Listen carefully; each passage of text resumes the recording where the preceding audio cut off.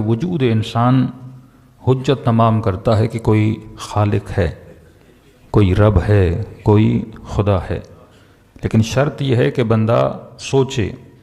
جب تک غور نہیں کرے گا، فکر نہیں کرے گا، چیزوں کو دیکھے گا اور سرسری طور پر چیزوں سے گزر جائے گا۔ مثلاً آپ اپنی زندگی میں ڈیلی بیسس پہ درختوں کو دیکھتے ہیں، لیکن کتنے لوگ ہیں جنہوں نے درخت کو دیکھ کے 5 منٹ کے لیے سوچا ہو؟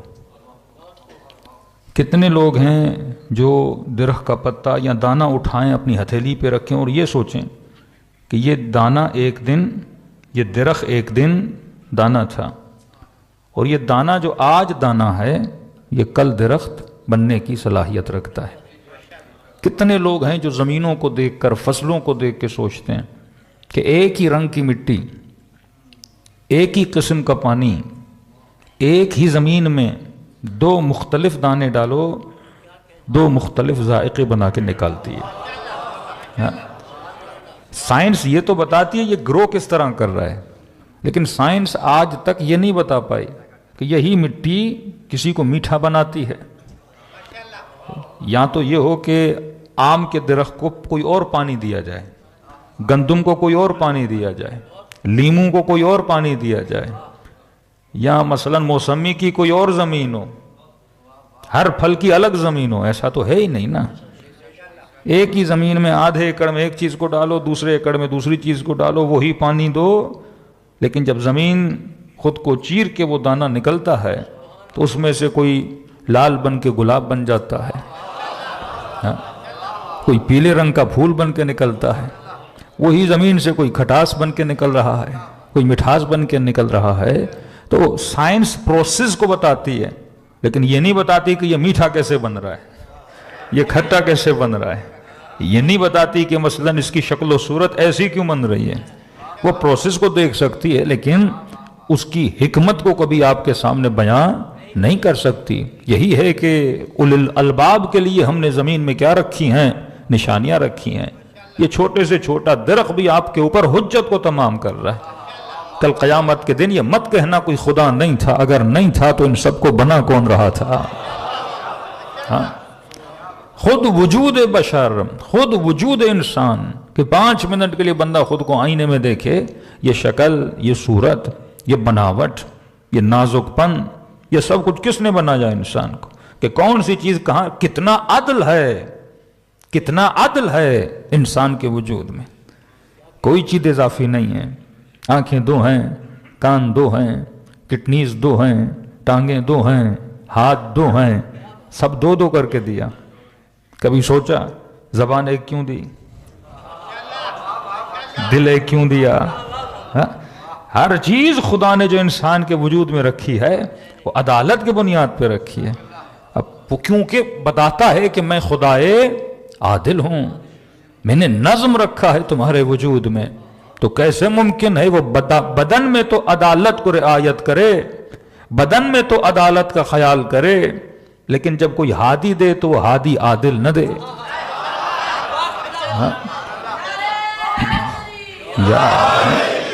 یہ نظم ہے، یہ ضبط ہے۔ کیسے ممکن ہے پروردگار عالم لوگوں کو کنفیوژن میں رکھے، جبکہ بدن کے اعتبار سے انسان کو کنفیوز نہ رکھا، کھانے پینے کے اعتبار سے انسان کو کنفیوز نہ رکھا۔ پورا کائنات جو خدا نے بنائی ہے ایک نظم کے تحت بنائی ہے۔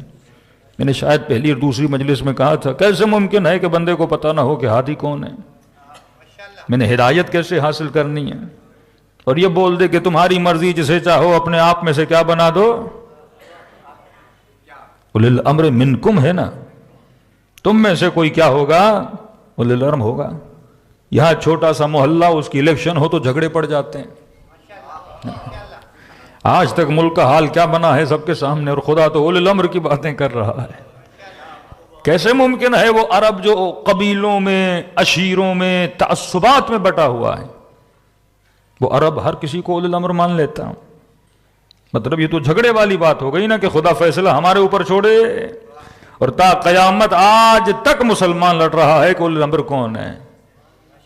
تو خدا اس کا قصور کس کے اوپر جاتا ہے اگر تو ہمارے اوپر چھوڑ رہا ہے، جبکہ تو خود کہتا ہے خلق الانسان ضعیفا، بندے کو شادی بھی کرنی ہو تو پتہ نہیں لگتا کہاں کرے، یہ تو اولو الامر کی بات ہے۔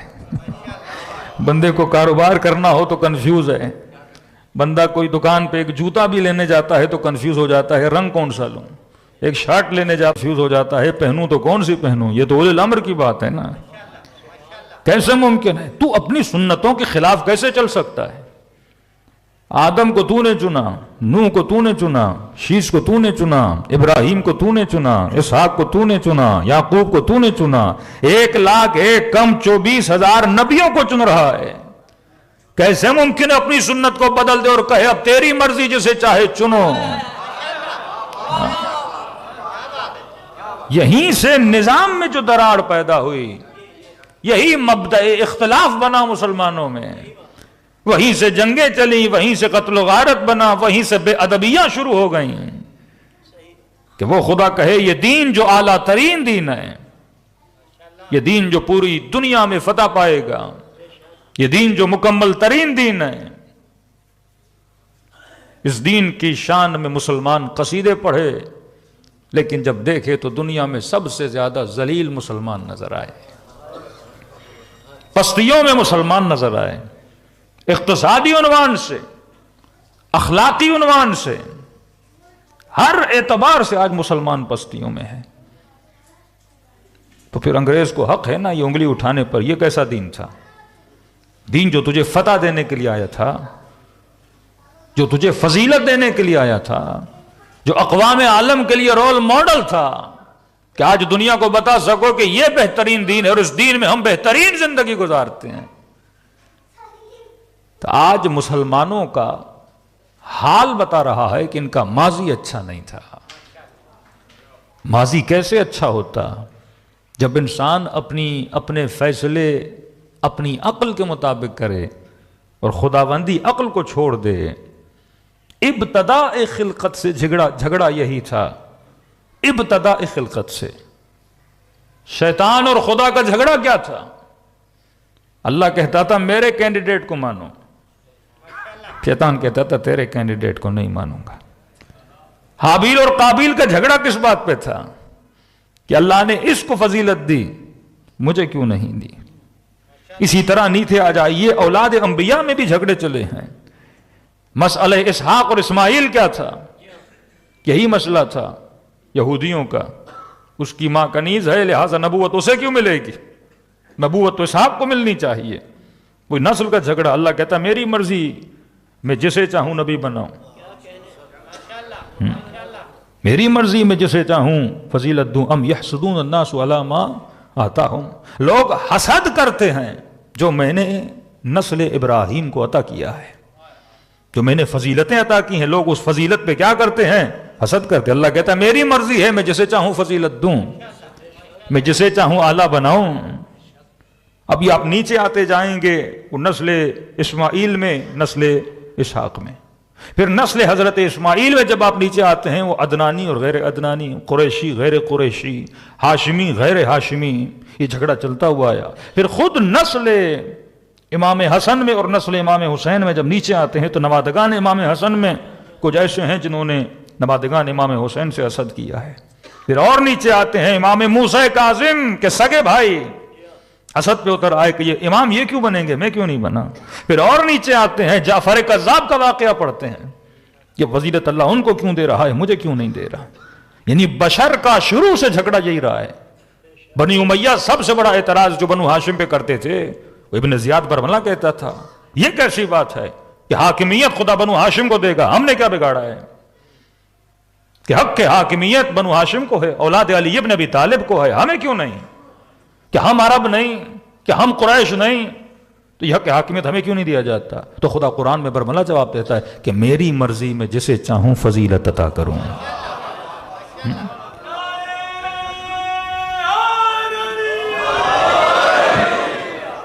میری مرضی ہے میں جسے چاہوں ولایت عطا کروں۔ تجھے بادشاہت لگتی ہے، تجھے نسل پرستی لگتی ہے، تجھے جو لگتا ہے لگتا رہے، میری مرضی ہے۔ ہاں میں نے جسے یہ مقام عطا کیا ہے اگر اس میں کوئی کمی ہے تو تم اعتراض کر سکتے ہاں؟ اگر میں علی کو مقام ولایت دے رہا ہوں تجھے علی کا علم کم لگ رہا ہے تو اعتراض کر سکتے ہو، علی کی حکمت کم لگ رہی ہے تو اعتراض کر سکتے ہو، علی کی شجاعت کم لگ رہی ہے تو اعتراض کر سکتے ہو۔ ہاں میں نے علی کو ولایت دی ہے، اگر تیرے پاس علی سے بہتر ہے تو کینڈیڈیٹ لا کر دکھا۔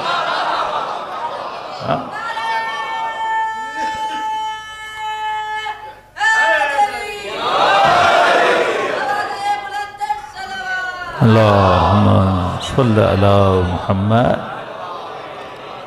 فرق ہے شیطان میں اور درخواست خداوندی میں۔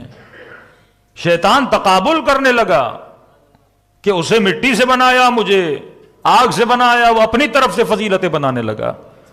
اللہ نے کہا مٹی بھی میری مخلوق ہے، آگ بھی میری مخلوق ہے، یہ کیسے تو بول سکتا ہے کہ آگ مٹی سے افضل ہے؟ ملائکوں نے کہا خدا اسے سجدہ کیوں کریں؟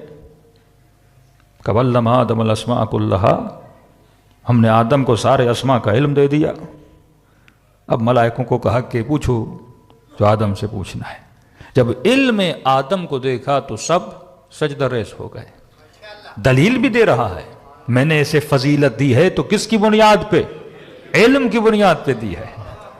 آدم ملائکۃ اللہ کا استاد بنا، کہ کہا کہ آدم انہیں سکھاؤ جو اسماء میں نے تجھے بتائے ہیں۔ قالوا لا علم لنا الا ما علمتنا، خدا ہمارے پاس تو اتنا ہی علم ہے جو تو نے ہمیں عطا کیا ہے۔ جب انہوں نے علم آدم کو دیکھا تو آدم کے سامنے جھک گئے۔ تو پہلی بنیاد خلیفت اللہ کی یہ ہوتی ہے کہ خلیفت اللہ علم میں زیادہ ہوتا ہے۔ خلیفت اللہ کے بعد علم زیادہ ہوتا ہے، اتنا علم کہ ملائکۃ اللہ سے بھی زیادہ علم ہے۔ تو جب یہ حجت تمام کرے گا کس کے ذریعے سے؟ علم کے ذریعے سے۔ آدم نے ملائکوں پہ حجت کو تمام کیا علم کے ذریعے سے۔ اب آدم کے بعد جتنے خلیفت اللہ زمین میں آئیں گے وہ بندوں پر حجت کو تمام کریں گے کس کے ذریعے سے؟ علم کے ذریعے سے۔ کسی نے عرب میں یہ دعویٰ نہیں کیا جو علی ابن ابی طالب نے کیا کہ سلونی سلونی قبل ان تفقدونی۔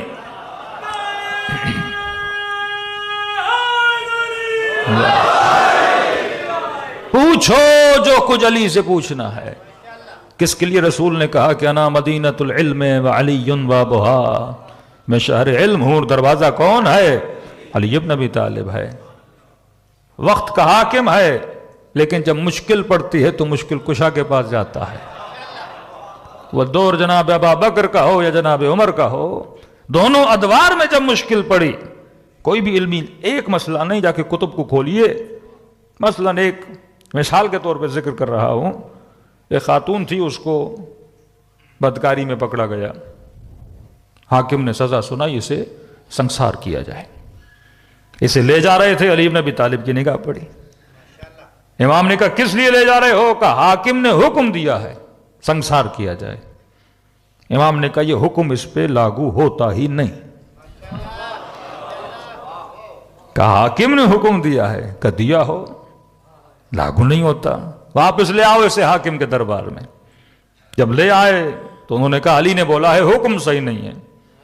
تو وقت حاکم نے کہا کہ علی کیسے بول سکتے ہیں حکم صحیح نہیں؟ قرآن کی آیت ہے جو ایسے فاحشہ اور بدکاری میں مبتلا ہو اسے سنسار کیا جائے۔ امام نے کہا حکم قرآن میں حکمتیں ہوتی ہیں۔ میں نے کہا نا عقل مند صاحب حکمت ہوتا ہے، ڈائریکٹ حکم نہیں، حکمت کو بھی سمجھو۔ اللہ حکمت کیسے بیان کیا کرتا ہے؟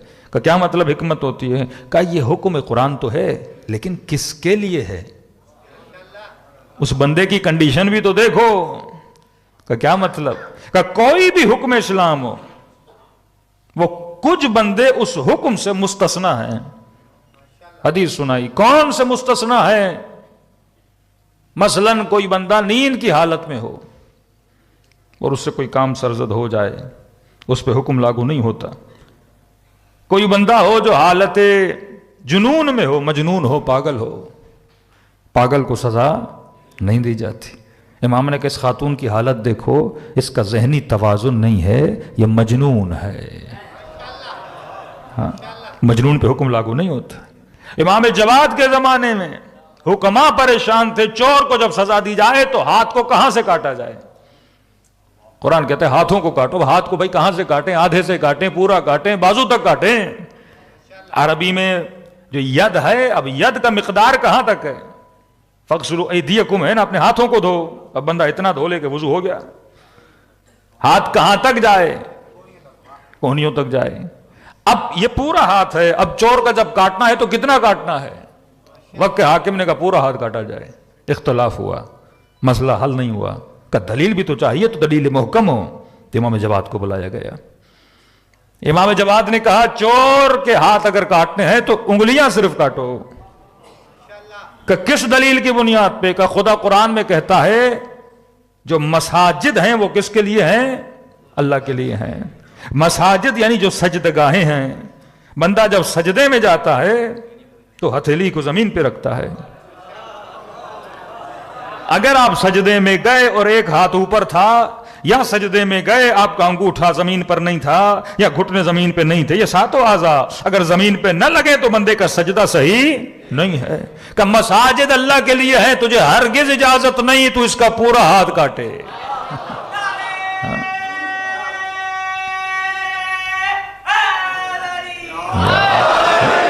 تجھے اجازت ہے صرف اس کی کیا کاٹے؟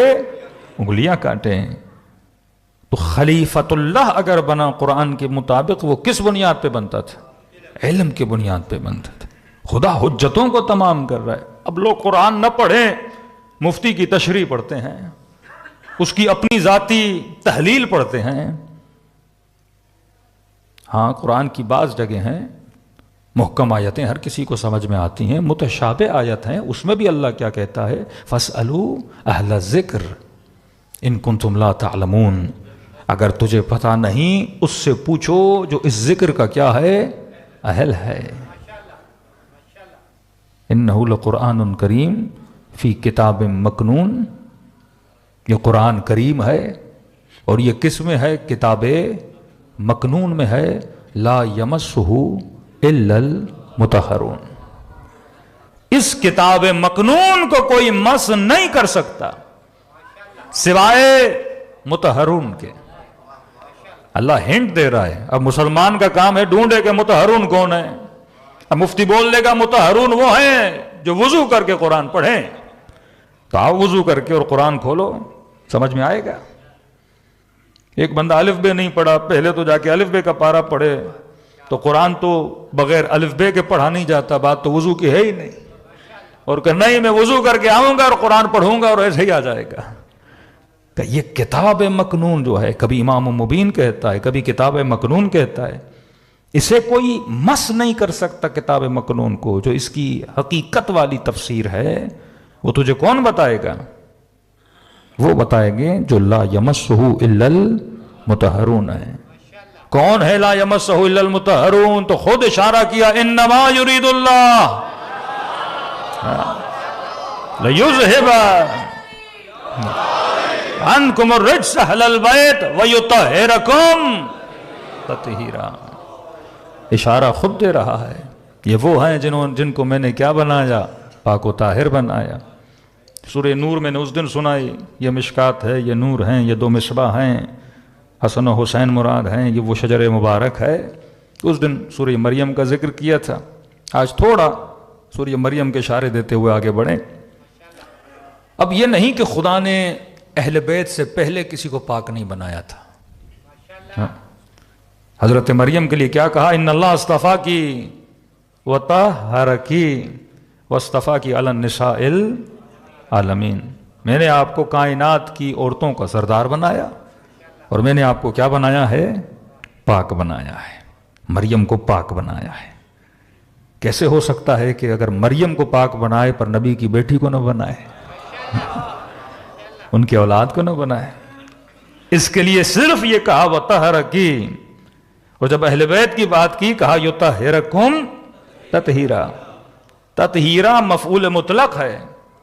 اگر خدا صرف یہ بولتا ہے اہل بیت رسول یطہرکم, اللہ نے تم لوگوں کو پاک بنایا ہے, تو دنیا بولتی یہ مقام وہی ہے جو مریم کو عطا کیا تھا. کہا یہ بی بی مریم سے افضل ہے. ان کے لیے یہ نہیں کہا کہ ہم نے صرف تم کو پاک بنایا, ان کے لیے کہا وَيُطَهِّرَكُمْ تَطْهِيرًا. ایسا پاک بنایا ہے, آج تک کسی کو ایسا پاک نہیں بنایا نا.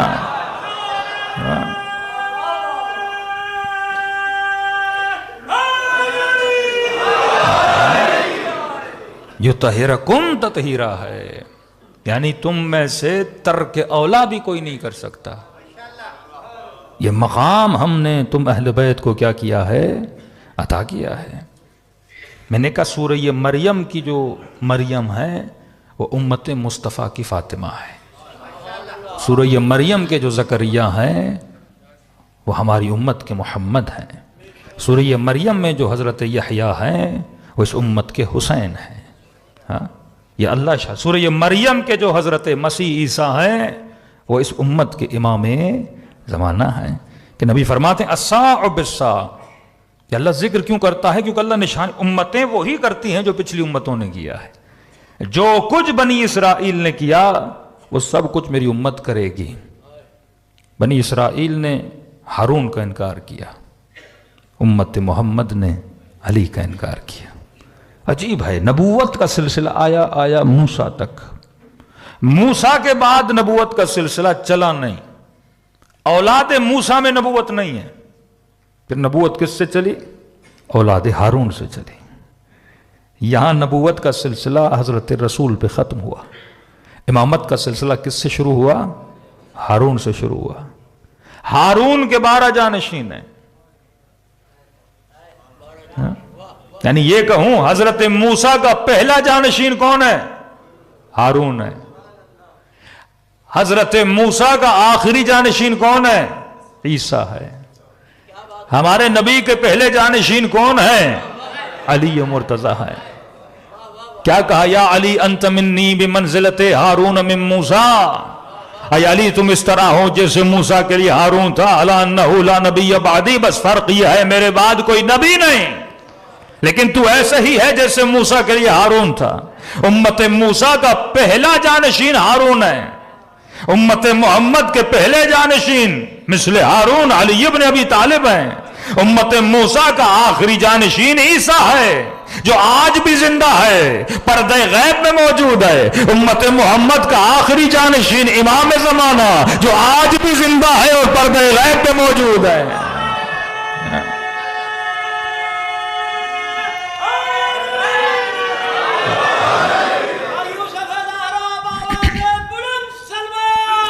اللہم صلی علی محمد وعجل فرجہم۔ اور اس سے زیادہ خدا نشانیاں کیا بتائے؟ مسئلہ یہ کہ مسلمان تورات اور انجیل نہیں پڑھتا، قرآن کی کئی چیزیں سمجھنے کے لیے تورات پڑھنا ضروری ہے۔ مثلا امام حسین کو زیتون کہا، انبیاء ما قبل میں بھی اللہ یہ مثالیں دیتا ہے، یہ مثال کیونکہ مدینے میں یہودی بھی رہتے تھے، کئی آیت خدا اشارتاً بیان کرتا تھا تاکہ یہودیوں کے لیے کیا رہے؟ نشانیاں رہیں۔ تورات اور انجیل میں بھی خدا ایسی قسمیں کھاتا ہے۔ اس درخت کا بہت پرانا ربط ہے درخت زیتون کا۔ اب جب چیزوں کو پڑھیں گے، جب سلسلے روایات کو اور سلسلے تاریخ انبیاء کو انسان پڑھے گا تو قرآن سے فضیلتیں نکھر کر باہر آ جائیں گی۔ اب تاریخ یہود کو پڑھیے، کہتے ہیں ہارون کو اللہ نے 3 بیٹے دیے تھے، ایک کا نام شبر تھا، ایک کا نام شبیر تھا، ایک کا نام مشبر تھا۔ یہ تینوں جو نام ہیں نا، شبر، شبیر، مشبر، یہ عبری زبان کے نام ہیں، عربی نام نہیں ہیں۔ اور کہتے ہیں ایگزیکٹلی جب آپ شبر کا ترجمہ عربی میں کرتے ہیں تو حسن بنتا ہے، شبیر کا ترجمہ عربی میں کرتے ہیں تو حسین بنتا ہے، مشبر کا ترجمہ عربی میں کرتے ہیں تو محسن بنتا ہے۔ اور کیا نشانیاں دے کہ خدا کہتا ہے حبیب ہم نے تمہارا ذکر کتب بنی اسرائیل میں کیا ہے، توریت میں ہم نے تمہارا ذکر کیا ہے، اور توریت میں نبی کا نام ہے فارقلید، لفظ آیا ہے باقاعدہ۔ اور عجیب بات یہ، فارقلید کا ترجمہ جب عربی میں کیا جاتا ہے تو احمد بنتا ہے۔ اس سے زیادہ اور خدا نشانیاں کیا بتائے؟ ہر صورت میں بندوں کو نشانیاں دے رہا ہے۔ میں نے کہا جتنے اعتراضات امام زمانہ پر ہیں سورہ مریم سے آپ اس کا جواب نکال سکتے ہو۔ ایک اعتراض یہ مثلا بچپن میں کیسے امامت ملتی ہے؟ اللہ کہتا ہے دیکھو عیسیٰ کی گود میں، مریم کی گود میں عیسیٰ ہے۔ یا تو قرآن کو مانتا ہے یا نہیں مانتا، یا اعجاز الہی کو ماننے والا ہے یا نہیں ماننے والا۔ اس کی مرضی، وہ 40 سال میں نبوت کے اعلان کے لیے بولے، اس کی مرضی، وہ گہوارے میں نبوت کے اعلان کے لیے بولے. وہ جب چاہے اپنے ولی کو ولایت عطا کرتا ہے. عیسیٰ ماں کی گود میں کلام کر رہے ہیں اور آپ کو برملا ملتا ہے بالاخص امام زمانہ کے لیے. 3 سال کی ایج ہے امام زمانہ کی، 3 سال. قم سے جاتے تھے اصحاب جب امام حسن عسکری سے ملنے، وجوہات لے کر جاتے تھے، وجوہات شرعیہ. امام نے ایسے ایسے مسائل کو حل کیا ہے. ہم نے صرف ایک مسئلہ بتایا تھا تو کراچی میں FIR کٹ گئی تھی. وہ ایگزیکٹ امام زمانہ کا کلام تھا کہ یہ جو مناظرے ہوتے تھے لوگوں میں، امام اس کے برملا جوابات دیتے تھے. یہی سورہ مریم میں جو حروف مقطعہ ہیں، کاف، ہا، یا، عین، صاد، ہاں، اس کی تفسیر ہمیں اگر ملتی ہے تو امام زمانہ سے ملتی ہے. ہاں، یہ ایک روایت ہے. یہ لوگ جب جاتے ہیں امام حسن عسکری کے پاس، کہتے ہیں مولا یہ حروف مقطعہ کا مطلب کیا ہے؟ کہتے ہیں 3 سال کا بچہ بیٹھا تھا، اس نے ہمیں بتایا. اب یہ جاتے تھے تو تعارف نہیں ہوتا تھا یہ بچہ کون ہے. کہتے ہیں ہم جاتے تھے، کچھ گئے. اس ٹائم امام کی عمر 5 سال تھی. وہ جو مسئلہ میں نے کراچی میں بیان کیا تو وہ 5 سال کی عمر تھی امام کی. منافقین کے بارے میں امام نے ایک جملہ کہا تھا. یہ جب گئے تو امام کی عمر 3 سال تھی. اب کہتے ہمیں پتہ نہیں تھا. ایک مرتبہ جاتے تھے، یہ بچہ امام کی گود میں تشریف فرما ہوتا تھا. جب 5 سال کی عمر تھی، کہتے ہم وجوہات شرعی لے کر گئے. اب قم سے کسی بوڑھی نے، کسی جوان نے، کسی بندے نے، بھائی امام کو جا کر خمس دینا. کہتے جا کے سامنے رکھے تو امام نے اس بچے کو اشارہ کیا کہ وجوہات شرعیہ کو جا کے ان سے دریافت کرو. کہتے بچہ آہستہ آہستہ آگے آیا. اس نے کچھ تھیلیاں الگ کی، کچھ تھیلیاں الگ کی. کہ یہ ہم رکھ لیتے ہیں، یہ جا کر فلاں فلاں بندے کو واپس دینا. اور ایک گٹھڑی اٹھائی کہ اس بڑھیا کا ہماری طرف سے شکریہ بھی ادا کرنا. کچھ پیسے واپس دیے کہ یہ ہم نہیں لیتے کیونکہ حرام کی کمائی کا خمس ہمارے کام کا نہیں ہے. کہ سوال کرنے کی ضرورت نہیں پڑتی تھی، یہ بچہ سوال کو سمجھ جاتا تھا. یہی سوال تھا کاف، ہا، یا، عین، صاد. کہا کہ کاف سے مراد کربلا ہے، ہا سے مراد ہلاکت العطرہ ہے، عطرت کو مارا جائے گا. یا سے مراد یزید ہے، عین سے مراد عطش ہے، صاد سے مراد صبر زینب ہے. یہ روایت آپ کی امام زمانہ سے. تو بچپن میں نبوت یا بچپن میں امامت اللہ کا کام ہے. جسے چاہے جب کیا کرے، اپنا ادا کرے، یہ مقام عطا کرے. قرآن فہمی جب تک ہمارے اندر نہیں آئے گی. 2 طریقے ہیں ایام فاطمیہ میں. ہم جو سب سے بڑی غلطی کرتے ہیں، اس منبر سے دشمنان اہل بیت کا ذکر کرتے ہیں. میری نظر میں وہ اس قابل بھی نہیں ان کا ذکر کیا جائے. اس سے کیا ہوتا ہے، دشمن کو اہمیت مل جاتی ہے. آج ایسے ایسے خبثاء کو اہمیت مل گئی ہے کہ آپ پریشان، معاشرہ پریشان ہے. ان کے آپس میں لڑائیاں شروع ہو گئی ہیں. 2 طریقے ہیں، یا تو دشمن کا ذکر کرو، اس سے مسائل جنم لیں گے، معاشرتی جھگڑے جنم لیں گے، فرقہ پرستی جنم لے گی، قتل و غارت جنم لے گا. دوسرا طریقہ یہ ہے میں دشمن کو چھیڑوں نہیں، میں صرف آل رسول کو پڑھوں، قرآن سے ان کے فضائل بیان کروں، ان کے فرامین بتاؤں لوگوں کو، ان کے فیصلے بتاؤں لوگوں کو، ان کی عبادتوں کا ذکر کروں، ان کی دعاؤں کا ذکر کروں، ان کی کرامتوں کا. اتنا علم ہے آل رسول کا. اور دنیا جب سنے گی نا، دیکھیے ایک مرتبہ دشمن کا ذکر کرتا ہوں، وہ ویلیو دیتے ہیں، دشمن یہاں آ جاتا ہے. ایک مرتبہ دشمن کو چھیڑنا ہی نہیں ہے، میں نے صرف فضیلت اہل بیت بیان کرنی ہے، تو اتنا اہل بیت اوپر چلے جائیں گے یہ تو نظر ہی نہیں آئے گا نا. اور جب آپ نے دل کے جب آپ نے لوگوں کے دلوں میں محبت اہل بیت کو بھر دیا، تو میں نے کہا محبت کا، پہلی مجلس میں کہا تھا محبت کا کمال یہ ہے، تو محبت اپنے اندر ہی دشمنی کو جنم دیتی ہے. آپ پہلے محبت کو بڑھاؤ، جیسے محبت بڑھ جائے گی آٹومیٹیکلی ان کے دشمن سے نفرت ہو جائے گی. یہی برادران اہل سنت کا ایک فرقہ ہے جو اہل بیت رسول سے، صوفیہ فرقہ جو ہے، وہ بڑی محبت کرتا ہے، اور وہ سخت دشمن ہے، دشمن علی کا. ہاں سخت دشمن ہے وہ. کیوں؟ کیونکہ آپ نے محبت علی بن ابی طالب کا پیالہ بھر دیا نا. اب جب محبت آ گئی وہ سنے گا، مثلا کسی کتاب میں بھی پڑھے گا کہ فلاں بندے نے علی سے یہ زیادتی کی تھی، علی کو یہ بولا تھا، تو آٹومیٹیکلی کیونکہ محبوب سے جتنی محبت ہوتی ہے اس کے دشمن سے اتنی دشمنی ہوتی ہے۔ یعنی تولا کے اندر ہی تبرہ ہے، پہلے تولا مضبوط کرو، تبرہ خود بخود اس کے وجود میں آ جائے گا۔ یعنی یہ لازم اور ملزوم ہے۔ آپ نہیں بول سکتے ایک بندہ کہے کہ مثلا یہاں ٹھنڈک بہت ہے، گرمی چاہیے، تو کوئی کہے کہ نہیں ہم کمرے کو گرم نہیں کرتے، ہم سورج کی روشنی کو لاتے ہیں۔ تو سورج کی روشنی کے ساتھ گرمی لازم اور ملزوم ہے۔ جہاں سورج کی روشنی ہوگی وہاں گرمی ہوگی، جہاں آگ ہوگی وہاں گرمی ہوگی، جہاں پانی ہوگا وہاں تری ہوگی۔ یعنی یہ ایسے ہے کہ آپ کسی بندے کو بولیں پانی میں جاؤ پر اس طرح جاؤ کہ بدن گیلا بھی نہ ہو، یہ نہیں ہو سکتا۔ اگر تم نے اسے ولایت علی ابن ابی طالب کے پانی میں اتار دیا، اگر تم نے اسے محبت اہل بیت کے سمندر میں اتار دیا، وہ تبرہ سے خود بخود اس کے اندر تبرہ کی نمی آٹومیٹیکلی آ جائے گی، تبرہ کی تری اس کے وجود میں آٹومیٹیکلی آ جائے گی۔ یہ وہ حکمت علی ابن ابی طالب ہے کہ سمجھو کس زمانے میں کس طرح تم نے ہمارے مقدمے کو پیش کرنا ہے۔ ہر زمانہ ایک جیسا زمانہ نہیں ہوتا۔ فرمایا کن فی الفتنہ، فتنوں میں ایسے رہو جیسے اونٹنی کا بچہ نہ کسی کو سواری دیتا ہے نہ کوئی اس سے دودھ نکال سکتا ہے۔ تو آج بعض ایسے نادان لوگ ہیں جو دشمن کو سواری بھی دے رہے ہیں اور منوں کی تعداد میں دودھ بھی دے رہے ہیں اسے۔ ہم سے ہی دودھ لے کے ہمیں ہی بیچا جاتا ہے، ہمارے ہی کلپس کاٹ کے شیعوں کے خلاف استعمال کیے جاتے ہیں۔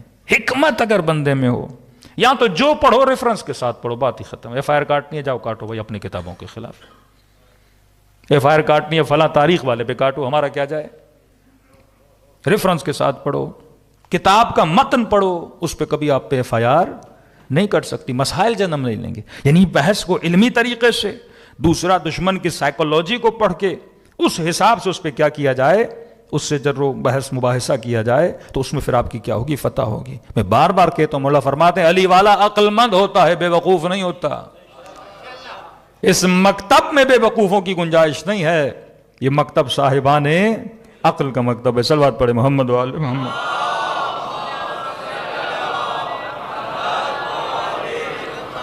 وَأَجِّلْ فَرَجَهُمْ، آج کیونکہ وقت کی کمی ہے، کل یا سورہ یہ انسان آپ واقعاً دیکھیں گے، حاکم حسکانی نے 27 طرق سے یہ بیان کیا کہ یہ جو خیرات کی یہ علی نے کی، حسن نے کی، حسین نے کی اور سیدہ فاطمہ نے کی، جس کی فضیلت میں اللہ نے یہ آیتیں نازل کی وَيُطْعِمُونَ الطَّعَامَ عَلَىٰ حُبِّهِ مِسْكِينًا وَيَتِيمًا وَأَسِيرًا۔ 27 طرق کم نہیں ہوتے، یعنی 27 طریق سے، 27 راویوں سے یہ منقول ہے کہ یہ کس کی فضیلت میں ہے؟ اہل بیت رسول کی فضیلت میں۔ اور اگلی آیتیں بڑی شان والی آیتیں ہیں۔ خدا اب بتاتا ہے یہ کون ہیں آل رسول، جنت میں کس کو یہ جام پلائیں گے، اور کون ہیں جو ان کے ہاتھوں سے جام کو لیں گے۔ رسول نے صراحتاً بیان کیا کہ ابرار کون ہیں، مطہرون کون ہیں، کہا یہ مقربون ہیں جو سب سے زیادہ قریب ہیں۔ پھر کہا قریب کون ہیں، قل لا اسألکم علیہ اجرا الا المودۃ فی القربى، یہ وہی ہیں جو میرے ساتھ قریب ہیں۔ پوچھتے تھے یا رسول اللہ قربا کون ہے، علی کے گھر کی طرف اشارہ کرتے تھے، کہ یہ ہیں قربا جن کو پروردگار عالم نے یہ مقام عطا کیا ہے۔ تو عزیزو یہ زمانہ حکمتوں کا زمانہ ہے۔ جب تک ہم صاحب حکمت نہیں بنتے، فقہی مسائل میں، شرعی مسائل میں، زندگی کے مسائل میں حل نہیں ہوگا، آپ زندگی نہیں گزار سکیں گے۔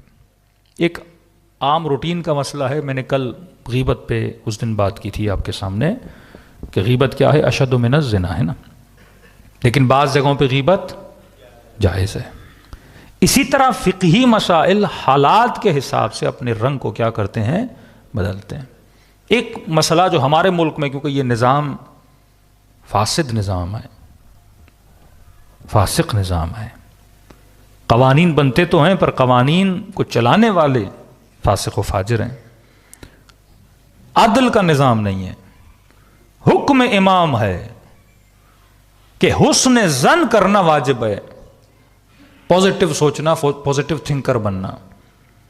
یہاں تک امام نے کہا کہ اگر کسی کو برا کام کرتے ہوئے دیکھو، برا خیال کرنے سے پہلے 70 مرتبہ اچھے خیال کرو. یہ حسن ظن کی فضیلت میں. مثلا کوئی بندہ کسی شرابی کے گھر میں گیا، باہر نکل رہا ہے، فوراً جو ذہن میں خیال آتا ہے وہ کون سا؟ برا والا آتا ہے نا، وہ یہ بھی شرابی بن گیا، شراب لے کے نکل رہا ہے. امام فرماتے نہیں، 70 ٹائم اچھے خیالات کو سوچو. مطلب اپنی فکر کو ٹریننگ دو، یہ صرف کس کو سوچے؟ اچھائی کو سوچے. مثلا یہ سوچو، ہو سکتا ہے اس سے قرضہ لیا ہو، پیسے واپس کرنے گیا، ہو سکتا ہے اس کے بیٹے کا ایکسیڈنٹ ہو گیا ہو، خبر دینے گیا ہو سکتا ہے اس کی ماں بیمار ہو، پوچھنے گیا ہو سکتا ہے اس بندے خدا کو نصیحت کرنے گیا ہو. یہ گناہ نہ کرو. دیکھیے نا، فکر کو عادت ہو، یہ پوری مشین ہے. جب تک آپ کا برین اس چیز کا عادی نہیں بنتا، آپ کے اندر سکون نہیں آئے گا. آج زندگیوں میں سکون کیوں نہیں؟ کیونکہ طرز فکر وہ نہیں جو طرز فکر علی بن ابی طالب تھا. آج معاشرے میں فکر تو فکر یزیدی ہے، مطلب ہمارے سوچنے کا طریقہ ہو سکتا ہے خدا نخواستہ یزیدی طریقہ ہو.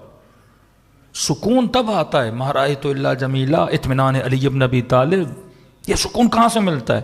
کہ میں نے کہا مولا گلی سے چلتے تھے، لوگ علی بن ابی طالب کو گالیاں دیتے تھے، برا بھلا کہتے تھے، اور مولا گھر آ کر کہتے تھے کہ یاری آپ کو برا کہہ رہے تھے. ہاں کہ میں نے یہ سوچا ہو سکتا ہے کسی اور علی کو کہہ رہے ہوں.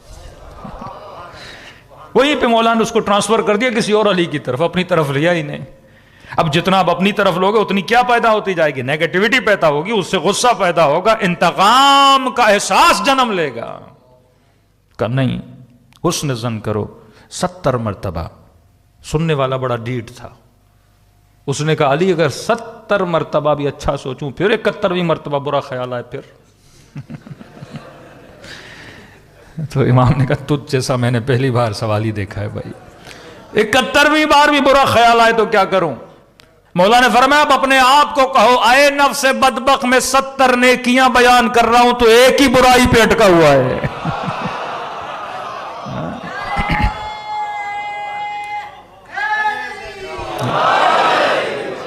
ایسے معلم، ایسے ٹیچر کون سے اور کس مکتب میں آپ کو ملیں گے؟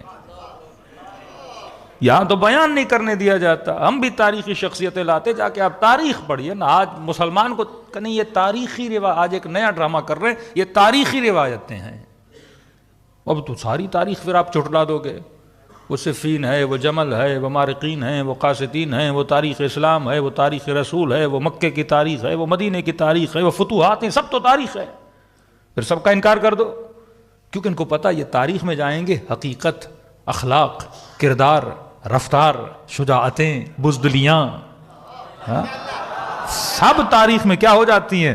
آیا ہو جاتی ہے. ٹائم ہی نہیں نا. مسلمان کو اتنا بزی کر دو کہ یہ اپنی کتابیں بھی نہ پڑھے، تاریخ بھی نہ پڑھے، ہدایت کیسے ملے گی؟ اسلاب اور ارحام اور گزشتگان کی تاریخیں ہیں جو انسان کو کیا دیتی ہیں؟ ہدایتیں دیتی ہیں. امام نے کہا عجیب ہو، 70 نیکیاں پھر بھی تو ایک ہی برائی پہ اٹکا ہوا ہے. اب ایک اصول بنا کہ ہمیشہ کیا کرو؟ حسن ظن کرو. ایک اخلاقی پوائنٹ ہے. لیکن سنو میرے مولا کیا فرماتے، کہا کہ کہاں پہ حسن ظن کرنا ہے؟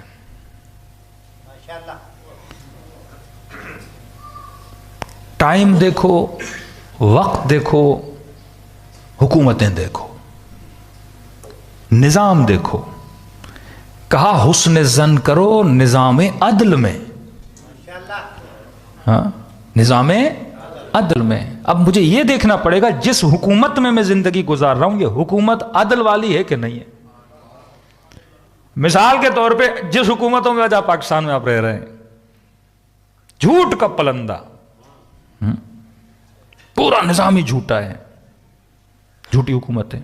فرماتے ہیں جھوٹے نظام میں، فاسق نظام میں، فاجر نظام میں حسن ظن کرنا حرام ہے.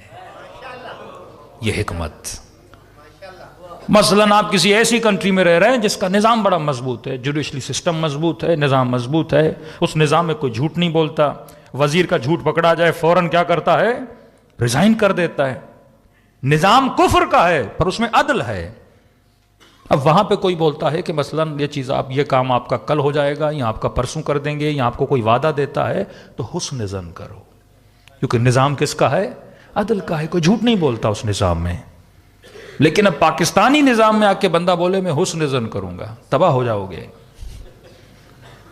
یہاں بولے بھی نا آپ کا کام ہو جائے گا، پہلے سوء ظن کرو، جھوٹا ہے یہ۔ کہیں ٹوپی تو نہیں پہنا رہا مجھے؟ یہ نظام ہی ایسا ہے، نظام جور ہے، نظام یہاں پہ حسن ظن نہیں کرنا۔ یہاں رات ایک بات ہوتی ہے، صبح ایک اور بات ہوتی ہے۔ ہاں، اپنی اسمبلیاں دیکھیے، اپنے نیک ایم پی ایم این اے دیکھیے، عادل و صالح وزیر دیکھیے، صبح پارٹی سے وعدہ کرتے ہیں، رات کروڑوں میں بک جاتے ہیں۔ تو یہاں کوئی حسن ظن کرے گا؟ ایم پی اے بول جائے نہیں کل آپ کو ہم آپ کو ہی ووٹ دیں گے، کہیں مولا علی نے کہا حسن ظن کرو، اس پہ حسن ظن کرنا ہی نہیں ہے۔ یہ صبح سے شام تک سوء ظن کرنے کے لائق ہے۔ اس ملک میں نہ وزیروں پہ نہ کسی بھی حاکم کی بات پہ آپ نے حسن ظن ہی نہیں کرنا یہاں پہ، کیونکہ نظام فاسق ہے، نظام فاجر ہے، سوء ظن ہے۔ اب ایک بہت بڑا ایشو جو ہماری سوسائٹی کا ہے، ایک تو مسئلہ یہ مولوی صرف حکم بیان کرتے ہیں، حکمت بیان نہیں کرتے، بیچارے لوگ پھنس جاتے ہیں، زندگیاں لوگوں کی تباہ ہو جاتی ہیں۔ جس طرح میں نے آپ کو ڈر کی مثال دی تھی نا، مولا فرماتا جس چیز سے ڈرو اس میں کود جاؤ۔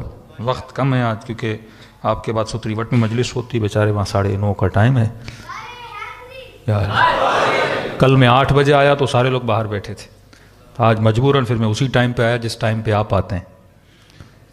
تو یہ قوم، میں نے کہا حسن ظن میں نے آج نہیں کیا، میں نے سوء ظن کیا، میں نے کہا یہ ٹائم پہ آنے والے نہیں ہیں، نظام ایسا ہے نا، تو آپ کو اس حساب سے چلنا پڑتا ہے۔ مختصر کر کے بیان کروں کیونکہ یہ مبتلا بہ مسئلہ ہے۔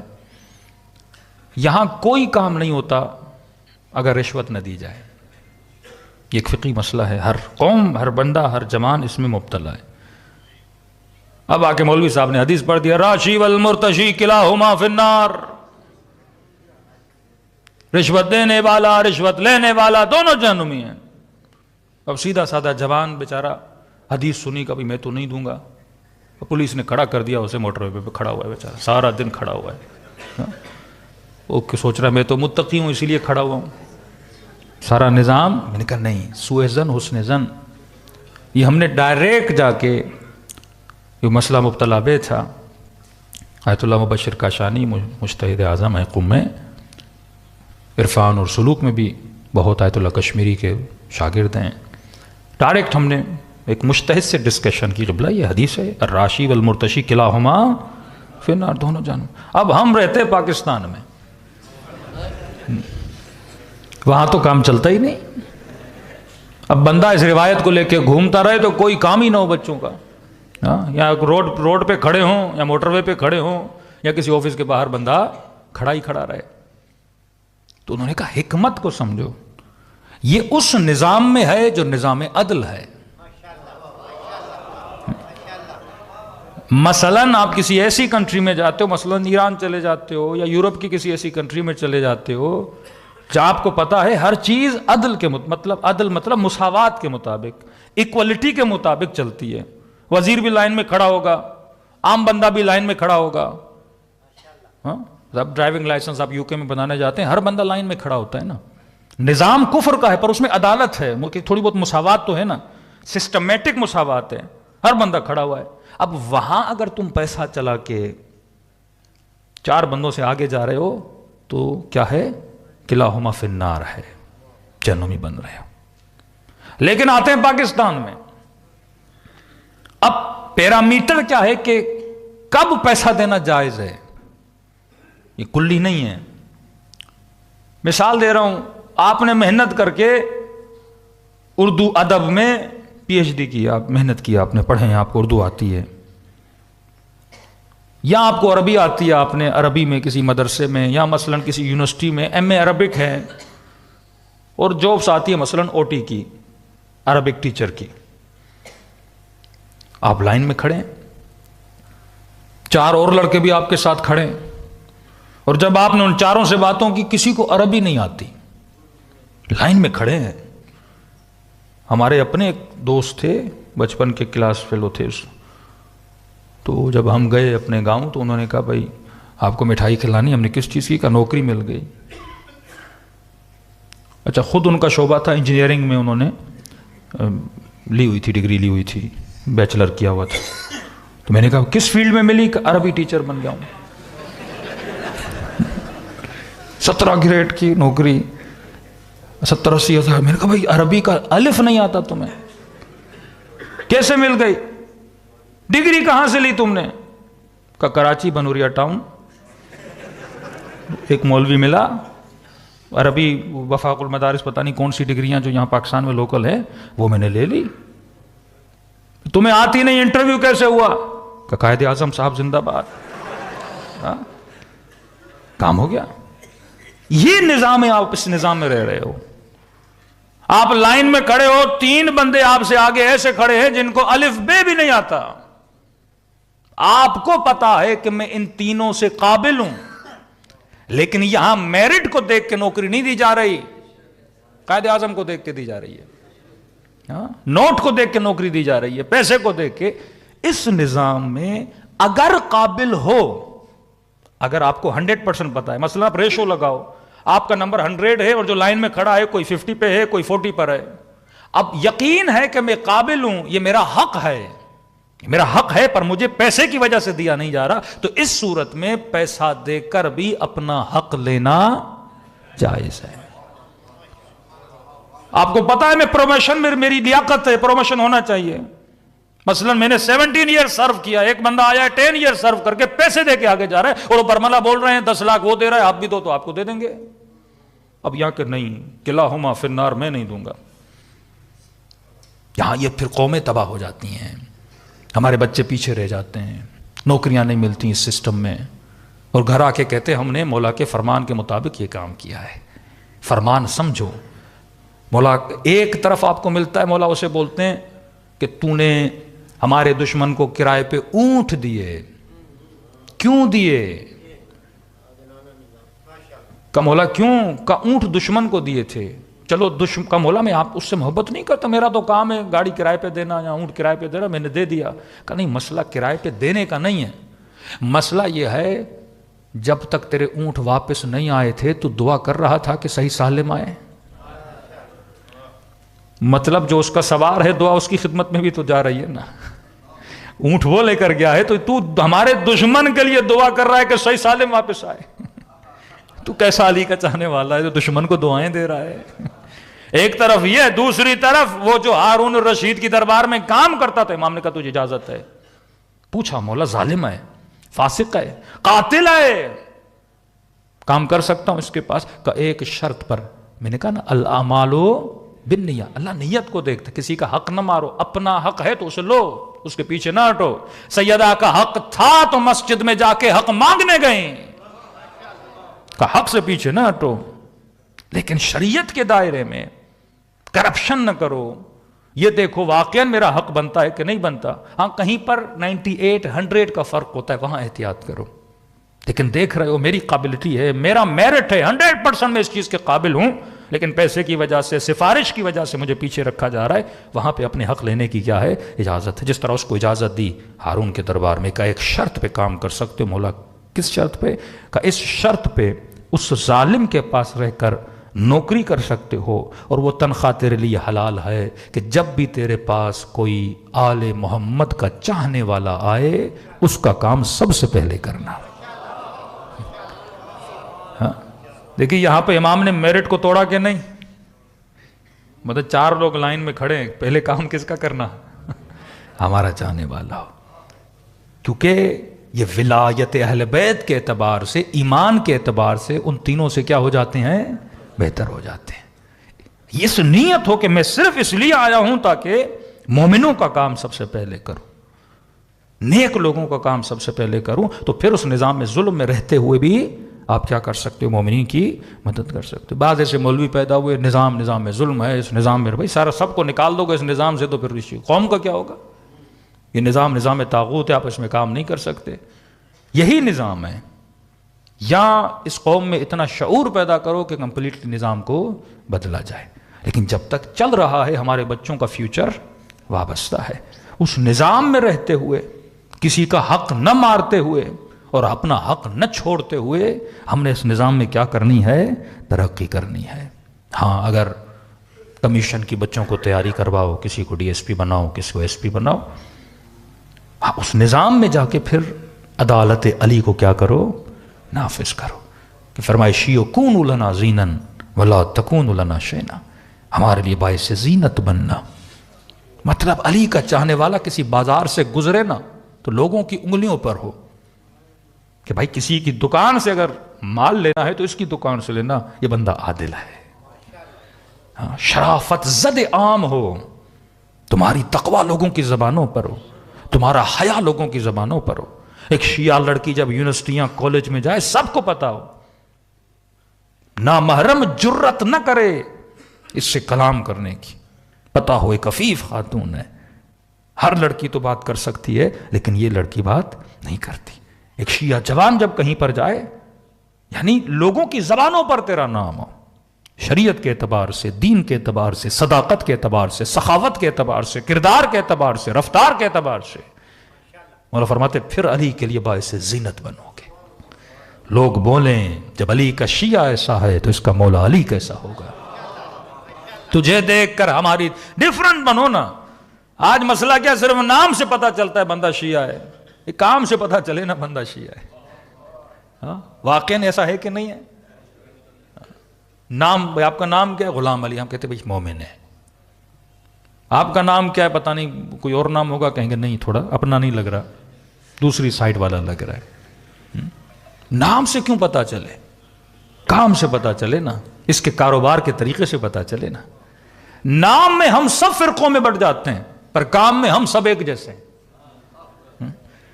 نام ہوگا تو ہاں یہ شیعہ ہے، نام ہوگا یہ بریلوی ہے، نام ہوگا یہ وہابی ہے، نام ہوگا یہ کرسچن ہے، نام ہوگا یہ ہندو ہے. لیکن جب ایک مارکیٹ میں دکانوں میں لوگوں کی لین دین دیکھتے ہیں نا، سب ایک جیسے، اس میں تو پتہ ہی نہیں لگتا مسلمان کون ہے اور کافر کون ہے.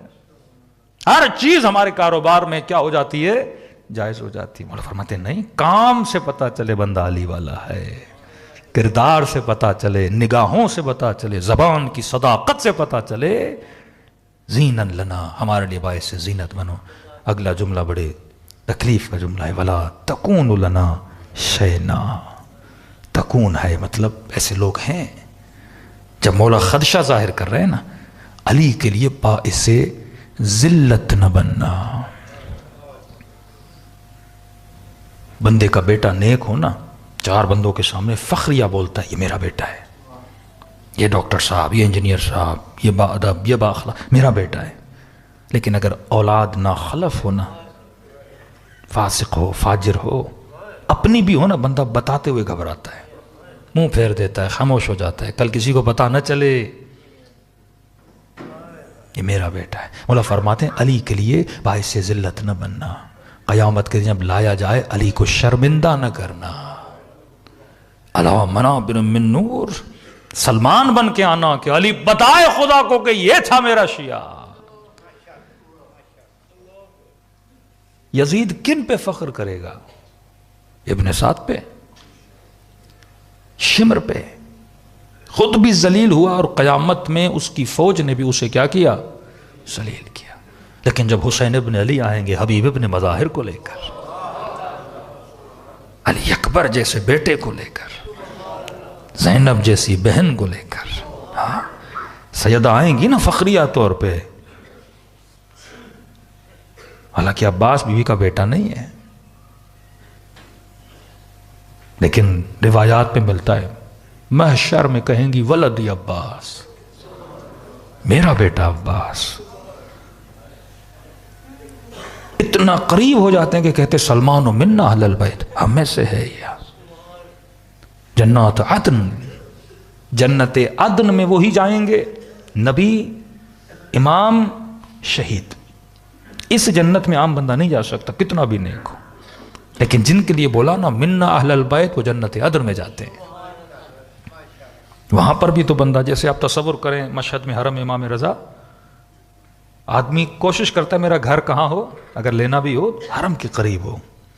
وہاں پر بھی یہی ہے، ایک محلہ ہوگا جہاں پہ صرف انبیاء، اولیاء و شہداء رہیں گے نا. اب ان کے اطراف میں بندہ چاہے گا خدا جنت میں جگہ بھی دی ہے لیکن علی کے گھر کے قریب دے نا. ہاں یہ مقامات تب ملتے ہیں جب یہ نیت ہو کہ میں پوری زندگی ایسے گزاروں تاکہ اہل بیت کے لیے باعث زینت، تب معاشروں میں انقلاب آتا ہے. آج واللہ وہ کردار وہ رفتار نہیں ہے. آج 10 لڑکیاں کسی کلاس میں پڑھتی ہیں تو پتہ ہی نہیں لگتا شیعہ کون ہے غیر شیعہ کون ہے. آج حجاب سے پتہ نہیں لگتا واقعاً سیدہ زینب کی ماننے والی کون ہے. آج جوانوں کی غیرت بتائے کہ علوی غیرت ہوتی ہے، بچیوں میں حیاء زینب نظر آئے. آج سب سے بڑی سازش جو دشمن کر رہا ہے وہ آپ کے جوانوں کی غیرت کو لوٹ رہا ہے اور خواتین کے حیا کو چوری کر رہا ہے. یہ وہ زمانہ ہے کہ فرماتے ہیں آخری زمانے میں ایمان کو بچانا ایسے ہے جیسے اندھیری رات میں کالے پتھر پر ایک چونٹی کو چلتا ہوا دیکھے اور بندہ ڈھونڈے. آگ کے انگارے کو ہاتھ پہ رکھے. مشکل ہے واقعاً، میڈیا کا زمانہ، سوشل میڈیا کا زمانہ. شکر خدا بجا لائیں کہ اللہ نے مجلس حسین نصیب کیا ہے جہاں سے یہ تھوڑا بہت ہدایت کا نور اور غفلتیں ان مجالس سے دور ہوتی ہیں. دلوں کو کربلا لے کر چلیں. سلام کریں نزوات مقدسہ پہ کہ جنہوں نے دین خدا کے لیے اپنا سب کچھ قربان کیا. السلام علی الحسین وعلی علی ابن الحسین وعلی اولاد وعلی الصحابہ سب مل کے السلام علی الحسین وعلی علی ابن وعلی اولاد الحسین وعلی الصحابہ.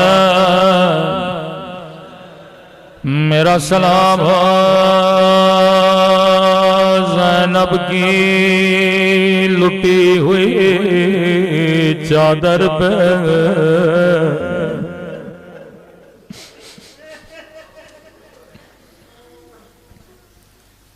یہ سلام میرے نہیں حجت خدا امام زمانہ کے سلام ہے. آج وقت کم ہے، مختصر مولا کے 4-5 سلام سن لیجئے.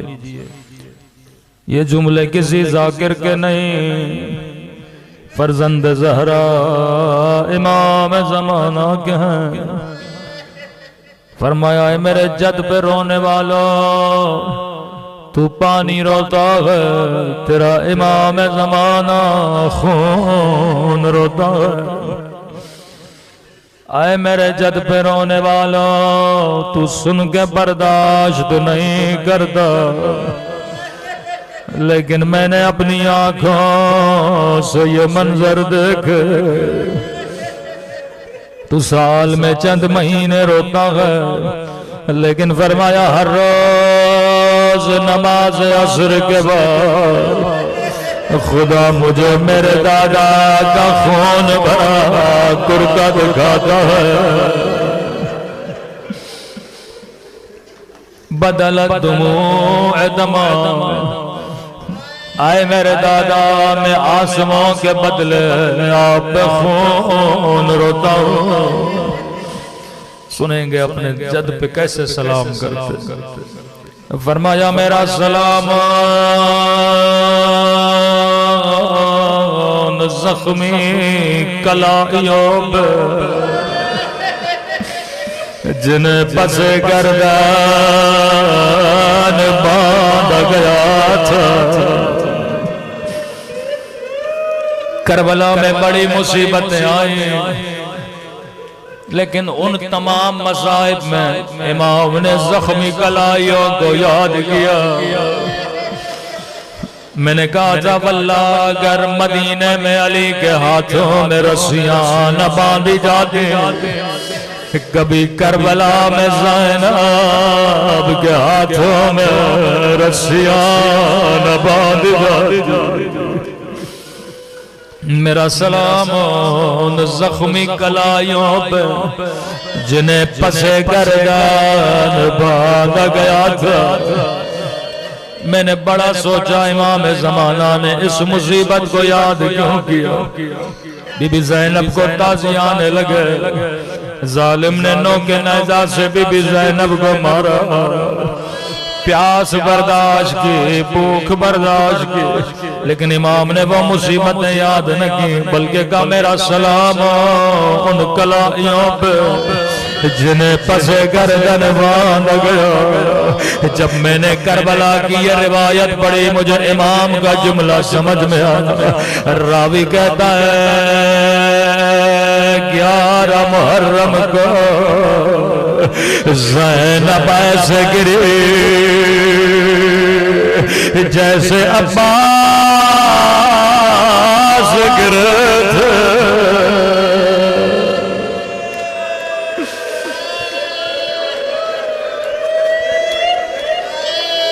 شاید کوئی مجمع سے کہے مولانا بی بی زینب کے تو بازو سلامت تھے، عباس کے بازو سلامت نہیں تھے، بھلا بی بی زینب عباس کی طرح کیسے گرے؟ میں نے کہا جواب میں نہیں دوں گا. امام زمانہ فرماتا ہے میرا سلام میری پھوپھیوں پہ جن کے ہاتھوں کو ان کی گردنوں سے باندھ گیا.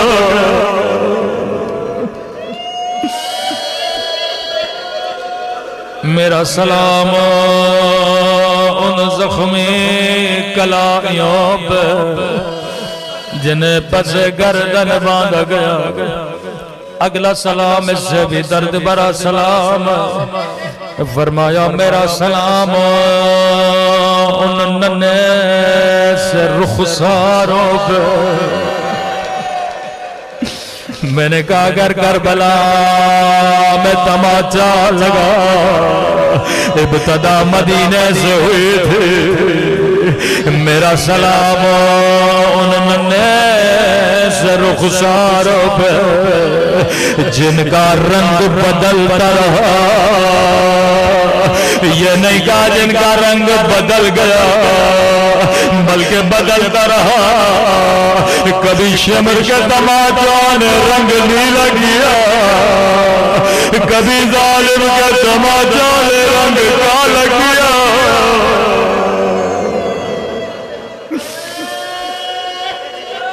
میرا سلام ان زخمی کلائیوں پہ جنہیں پسے گردن باندھا گیا. میرا سلام ان ننے سے رخساروں پہ جن کا رنگ بدلتا رہا. اگلا سلام بڑا درد بھرا سلام ہے. فرمایا میرا سلام ان خشک ہونٹوں پہ جن پہ ظالم چھڑی مارتا رہا. میں کہوں گا امام زمانہ آپ کو وہ ہوٹ یاد ہے. مولا ایک سلام میں بھی کرنا چاہوں گا. میرا سلام ان ننھی سی آنکھوں پہ جو یہ منظر دیکھ رہے تھے. اللہ کسی بچی کو بابا کی کٹی کر دکھائے. اللہ کسی بچی کو بابا کے زخمی ہونٹ نہ دکھائے.